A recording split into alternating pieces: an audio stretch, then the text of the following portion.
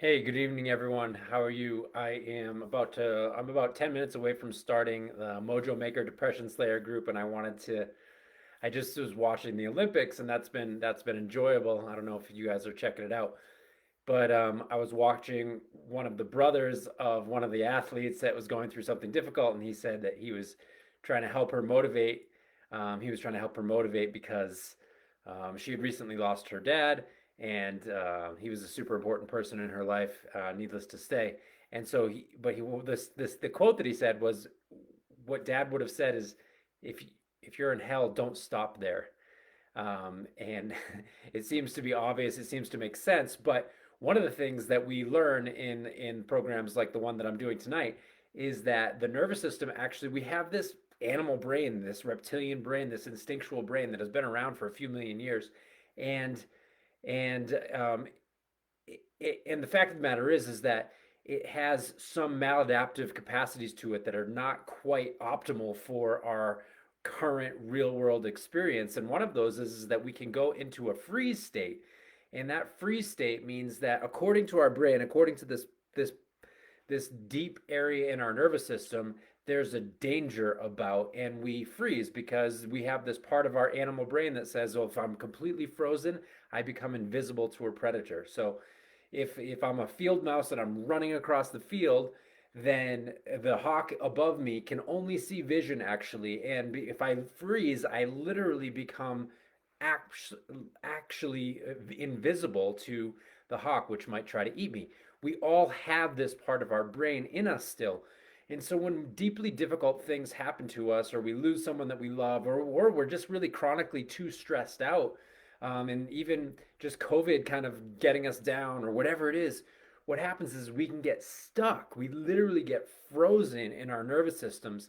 And it's not to say that the problems or the difficulties or the challenges that we're going through aren't legitimate, aren't real, but that nervous system state is counterproductive to us actually navigating that situation in an optimal way. And so we need to learn, we can learn, we get to learn, we don't need to, we get to learn tools, methods for how to get our brain out of survival mode and into thriving mode. And we can be proactive about that. And we don't need to wait for circumstances to change. In fact, if we're waiting for circumstances to change, they most likely will not. If we're waiting to feel better, we most likely will not. In fact, we have to, especially if we're stuck in this frozen state, we have to do something in order for our brain to, on a deep neurochemical level, feel safe enough to move and to thrive. And one of the big mistakes that a lot of people make in healing work and therapy, etc., is that they think they need to heal in order to thrive, but really we need to thrive in order to heal. And when we can create the nervous system conditions where it's possible for our body, our mind, and our spirit to really heal and thrive, then um, then then we can move forward in our life. Things can get unstuck. And even if we're dealing with a difficult situation, we actually start to activate the higher brain capacities, the higher nervous system capacities, the emotional resilience, all the things that we need to deal with a difficult situation. So I just wanted to come on here and talk about that. I'm about to start in about in a few minutes here, but just if you're in hell, don't stop there.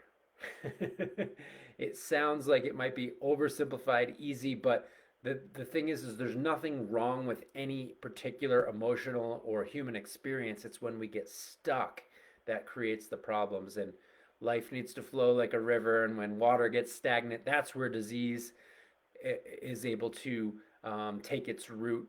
But if we can keep things moving, and sometimes we need some help, and sometimes we need support, and we certainly all need maps, tools, and instructions for literally how to do that, not just figuratively and not just thinking about it, not just talking about it, but like, what do I literally actually do to make mojo, to get my life back on track, to regain that zest for life, to get unfrozen, to get unstuck?